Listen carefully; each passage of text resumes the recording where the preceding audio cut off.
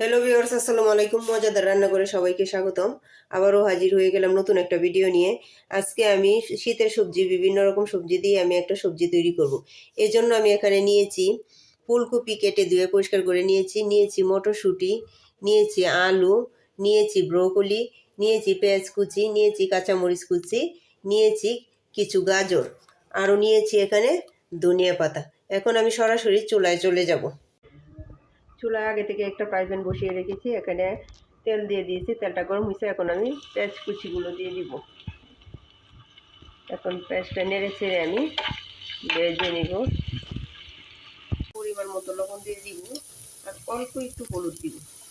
আর কিছু দিব না, শুধু হলুদ আর লবণ দিয়ে এই সবজিটা আমি তৈরি করব। এখন আমি একে একে সবগুলো সবজি দিয়ে দিব। সবগুলো সবজিটি এভাবে দিয়ে দেব। দেওয়ার পরে কি নেড়ে ছেড়ে ঢাকনা দিয়ে আমি ডেকে দেবো। সিদ্ধ হওয়ার আগ পর্যন্ত আমার এখন অপেক্ষা করতে হবে কমপক্ষে 10 থেকে 12 মিনিটের মতো। তো রেডি হয়ে গেল আমার শীতের পাঁচমিশালি সবজি। ভালো লাগলে আমার চ্যানেলটা সাবস্ক্রাইব করে পাশে থাকবেন। আল্লাহ হাফেজ।